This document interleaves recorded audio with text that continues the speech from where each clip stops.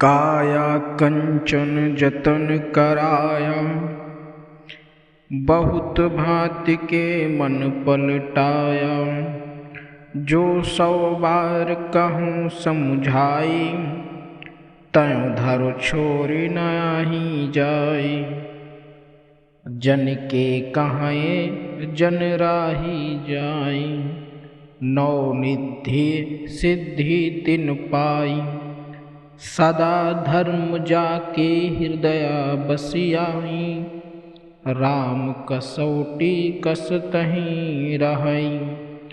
जोरे कसावै अंतै जाई, सो बाउर आपहु बौराई। ताते परी काल की फांसी, करहु न आपन सोच। जहाँ संत तहाँ संत सिधावे, मिले रहे धूत ही धूत। सदगुरु कबीर साहब कहते हैं कि साधक मनुष्यों में से कुछ तो अपने शरीर को कंचन की तरह तेजस्वी और हमेशा जवान रखने के लिए कायाकल्प इत्यादि अनेक उपाय करते हैं।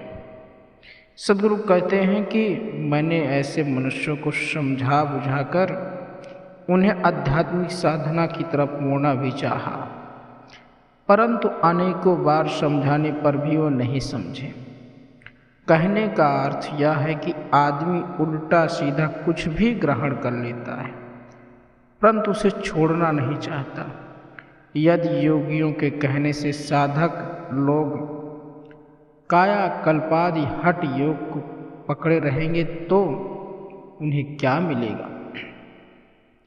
उन्हें आश्वस्त किया गया है कि वो अष्ट सिद्ध और 9 निधियां प्राप्त करेंगे तथा कुछ सांसारिक लाभ प्राप्त करेंगे भी तो क्या हुआ। यह भी तो नाशवान ही है। जिसके मन में सदैव सच्चा धर्म विराजमान रहता है, वह स्वयं के अंतरात्मा की कसौटी पर कसता रहता है कि वह कौन है और उसकी क्या स्थिति है। परंतु जो अपने आप को परखकर मानदंड दूसरे को मानेगा और अपने कल्याण के लिए अन्यों के दया पर निर्भर रहेगा, उसे भोले भाले साधक ने मानो स्वयं ही पागलपन को स्वीकार कर लिया। सदगुरु कबीर साहब जी आगे कहते हैं कि बहुत से व्यक्ति अपनी अंतरात्मा की आवाज को छोड़कर बाह्य तथा कल्पित देवी देवताओं आदि रिद्धि सिद्धियों के प्रलोभन में भटकते रहते हैं। इसी कारण वे काल्पनिक रूपी फांसी पर लटकते रहते हैं। इसलिए हे मनुष्य, तुम स्वयं के उद्धार के लिए चिंता ना करो, क्योंकि जहाँ संत रहते हैं वहीं दूसरे संत जाते हैं, और जहाँ धूर्त व्यक्तियों के पास धूर्त व्यक्ति ही जाते हैं। कहने का अर्थ यह है कि आप अपने हृदय में सोच विचार कर अच्छे या बुरे की संगत मनुष्य को करनी चाहिए, सोच समझ कर।